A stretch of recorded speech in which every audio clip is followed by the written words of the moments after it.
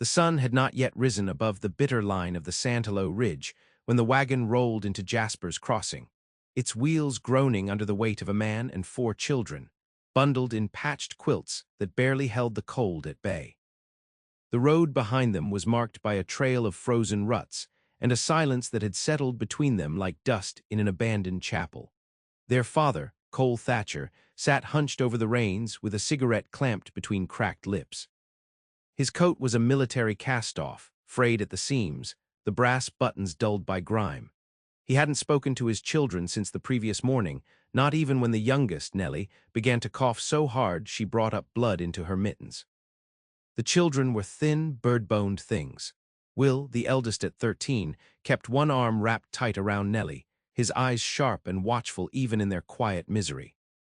Then there was Josiah, all scraped knees and resentment, and Clara, with a face too solemn for her 10 years, staring at the passing prairie as though memorizing its ache. They had no inkling where they were headed.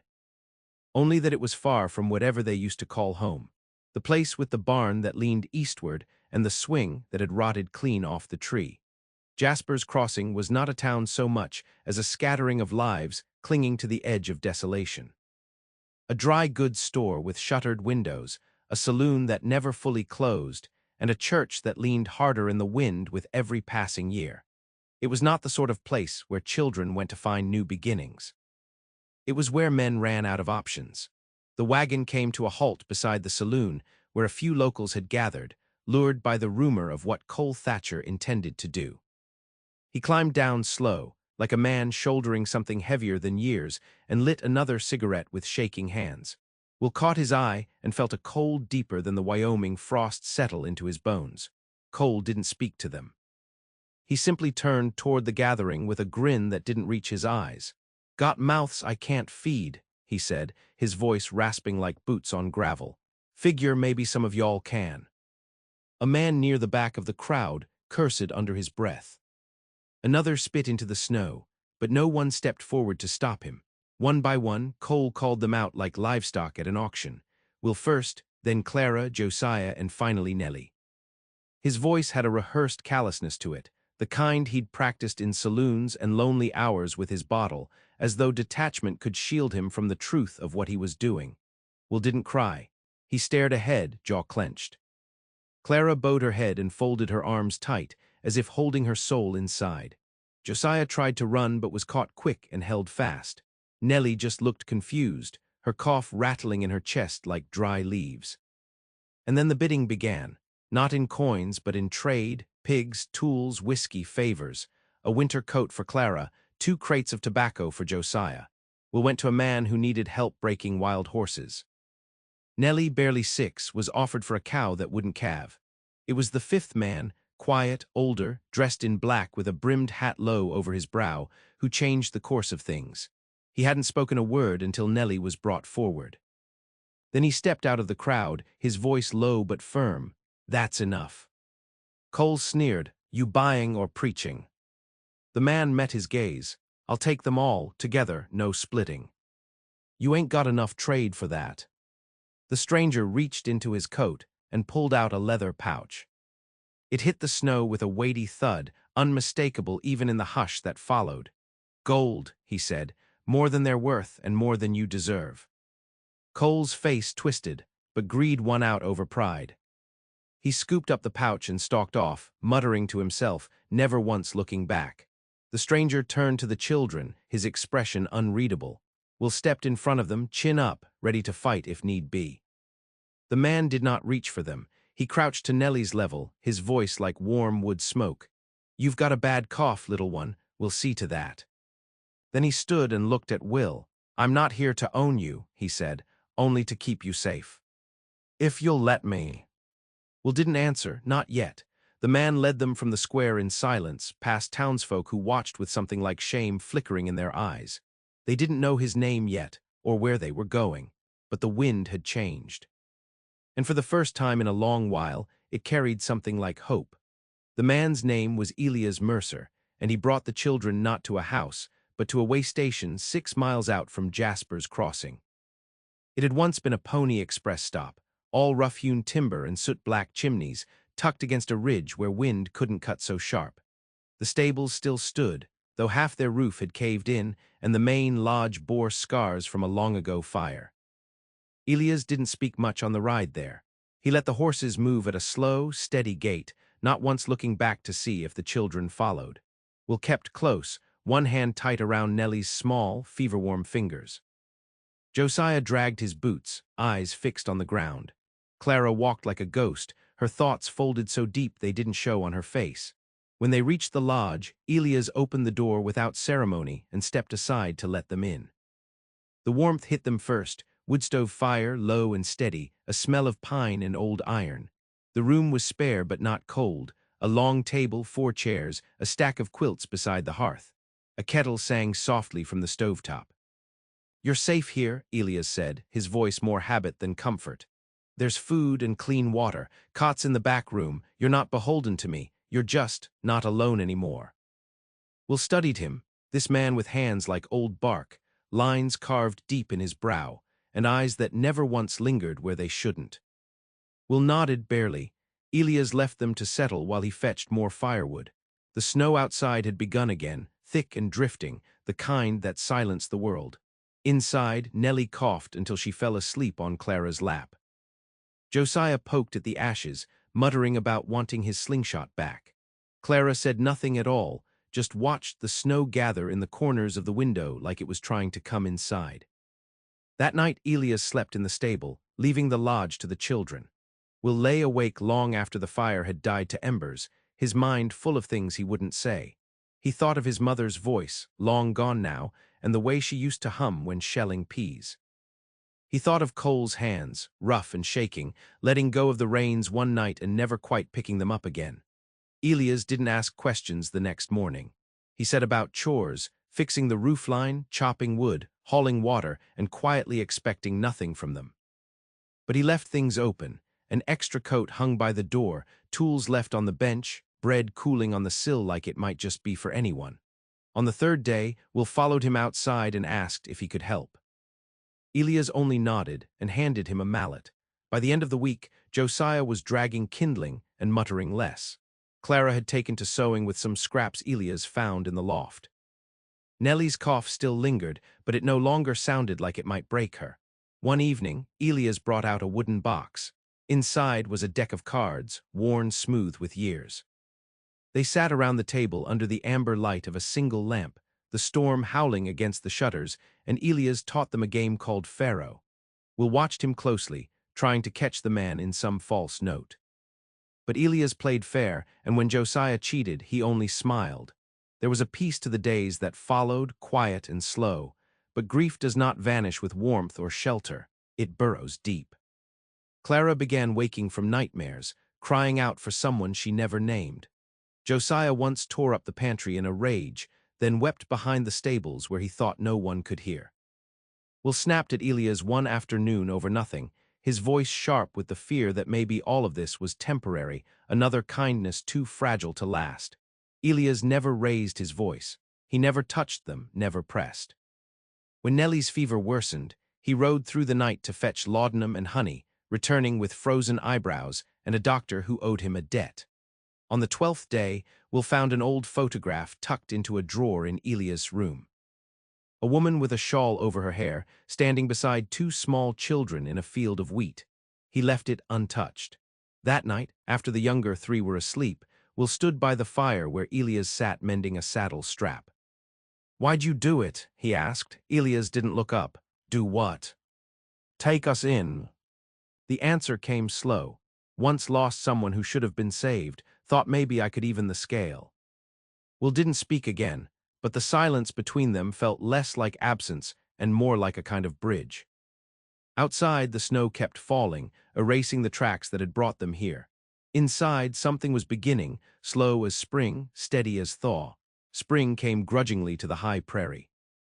It crept in beneath the snowmelt, softening the earth and coaxing pale green blades from under frost-bitten grass. The creek that ran half a mile north of the lodge swelled and spit ice for weeks before it finally cleared. With the thaw came a restlessness, an urge to move, to mend, to make use of their bodies in ways that winter had not allowed. Elias gave them work, but never orders. He showed Josiah how to mend the fence, patient with every bent nail and split plank. Clara took to the vegetable patch, kneeling in the dirt for hours with a quiet focus that calmed her. Will helped Elias with the horses, learning the moods of the bay mare, how to speak low and steady when easing on the bit. Nellie, still slight and cough-prone, took to drawing things in the dirt with a stick, wildflowers, birds, and the crooked shape of the hills beyond the ridge. Elias watched over her with a wariness that never quite left his eyes. One afternoon, when the sun was high and the air smelled of thawed pine and promise, a rider came down the trail from Jasper's Crossing. Will spotted him first, high on the ridge, a speck against the sky. His stomach twisted. It had been weeks since they'd seen another soul. The man was lean, hard-eyed, with a rifle slung casual over one shoulder. He wore his coat open despite the wind, and his boots were polished in a way that didn't belong out here. He nodded once to Elias, who'd stepped out onto the porch with a calm that came off like warning. "Didn't think you were still living out this way," the rider said. "Didn't think you'd come looking," Elias replied. They spoke low after that, off to one side, where the wind carried away their words. Will kept a hand near the axe handle leaning against the woodpile. Josiah hovered behind him, squinting. Clara pulled Nellie indoors. Later, Elias told them the man's name was Brax, and that he wouldn't be back unless someone gave him reason. None of the children asked what sort of reason that might be. But that night Will found Elias oiling the rifle he usually kept beneath his cot. "Old friend?" Will asked, something like that. "What he want?" "Memories," Elias said, "but I don't have many left worth sharing." The shadows danced long that night, and none of them slept easy. Still, the days stretched longer. The lodge took on the rhythm of survival, turning into something gentler, something resembling life.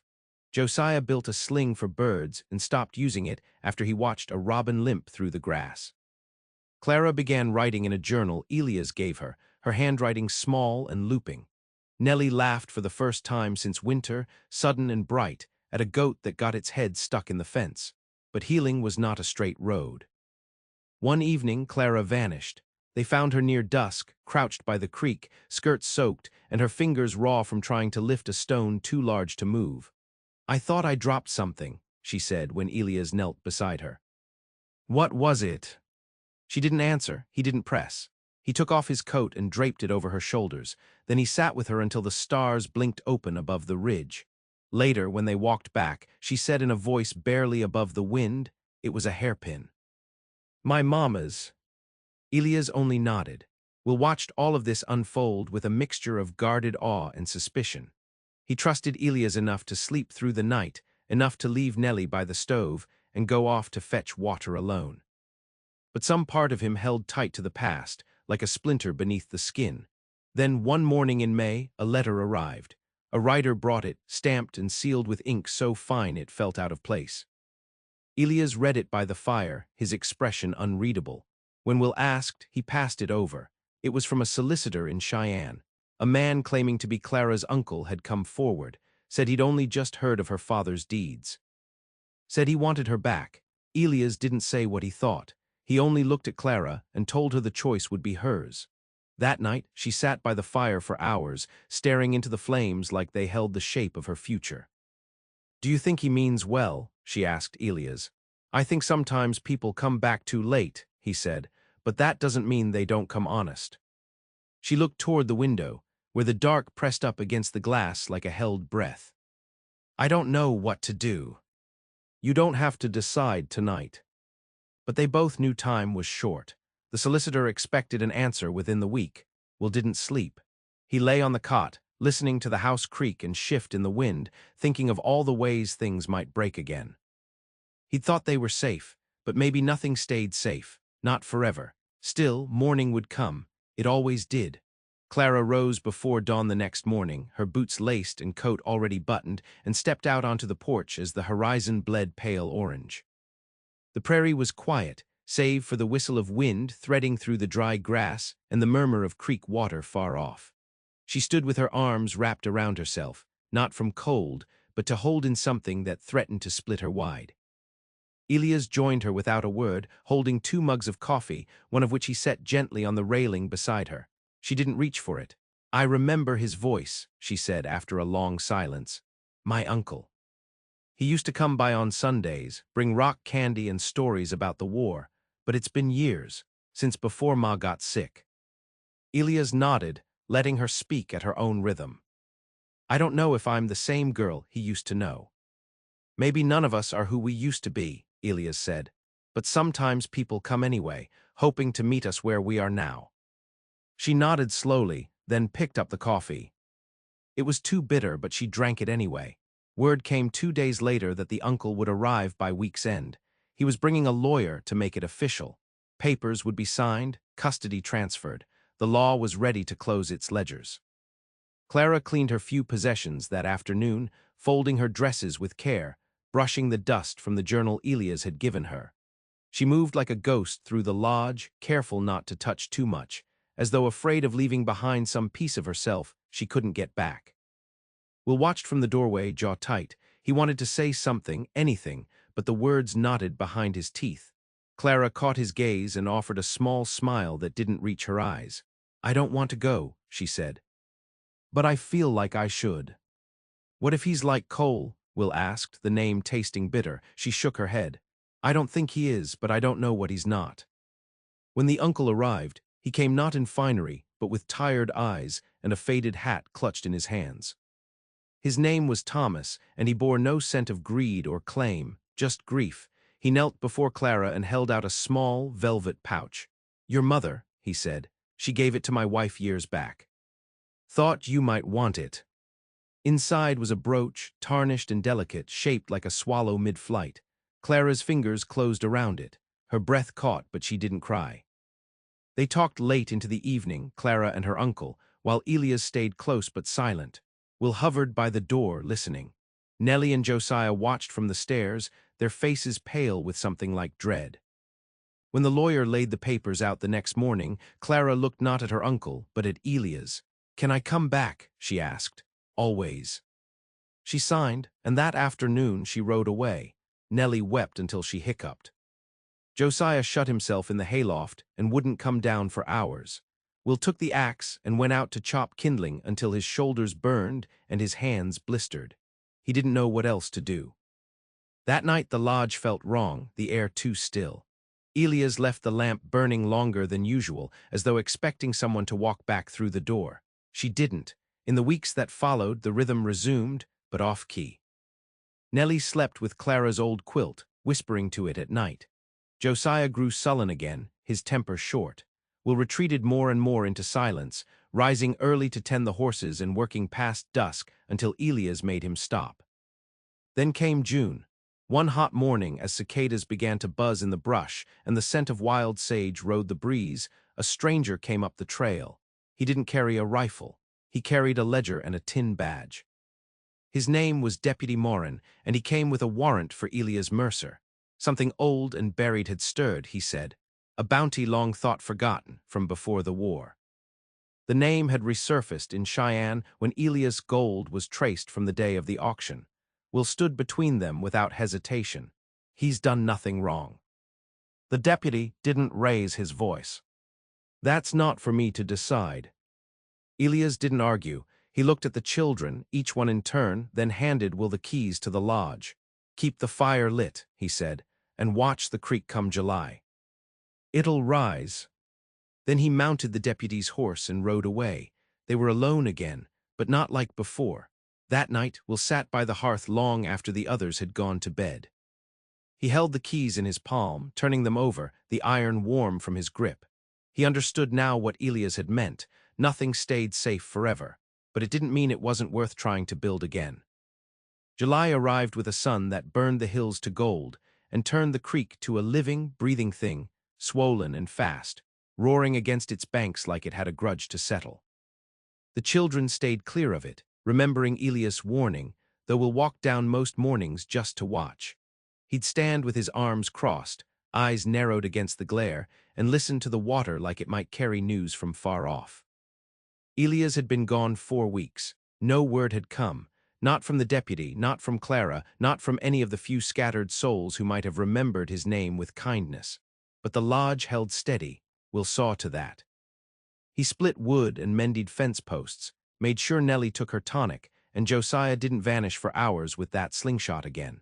At night, he read from a book of fables Elias had once tucked away in the rafters, his voice low and even in the flicker of firelight. He didn't let them see how often he stared at the empty chair by the hearth. One storm-heavy morning, Josiah burst in with his face flushed and his boots soaked through. "Letter," he panted. "From the trading post." It was sealed with wax, the paper thick and creased like it had traveled far. Will opened it with care. Inside was a single page, inked in a spare, clean hand. "Tell the children I'm well." Charges dropped. "A man spoke on my behalf, said mercy had weight when weighed against history. Be home by first frost if the hills don't bury me. Keep mending things, keep each other close." It was unsigned, but it needed no name. We'll read it twice before passing it around. Nellie clutched it to her chest like a keepsake. Josiah just grinned in that wild, half-toothed way of his. For the first time since Clara had left, their laughter filled the lodge again. But that same week, something shifted in Will. He began spending long hours by the pasture fence, carving notches into the posts, tracking days. His eyes held a new kind of storm, one that brewed behind silence. One evening, while the others slept, he pulled down an old pack from the rafters and began filling it. Dried meat, matches, compass, a sketch Clara had left behind. At dawn, he tied a note to the table. "I'll be back before Elias. Watch the goats, feed the sourdough, keep the fire." Nellie found it first. She cried, but not loud. Josiah muttered that Will was an idiot, but neither tried to stop him. Will walked east toward Cheyenne, with the sun rising behind him and the prairie rolling out like a prayer beneath his boots. He carried no map, only memory, of Elias' gait, Clara's voice, the way Nellie would press her cheek to his sleeve without a word. He walked through settlements where men didn't ask questions, and towns where news moved like smoke. He slept under stars, ate sparingly, and asked after a girl with solemn eyes and a brooch shaped like a swallow. In Cheyenne, he found a boarding house run by a widow who remembered Clara's uncle. She pointed him toward a schoolhouse where Clara had been seen, helping children read in a makeshift classroom filled with more dust than books. Will waited until the bell rang and watched her emerge. She had grown, not in size but in stillness. Her eyes met his across the square, and something broke open between them, something wordless but whole. She didn't ask why he'd come.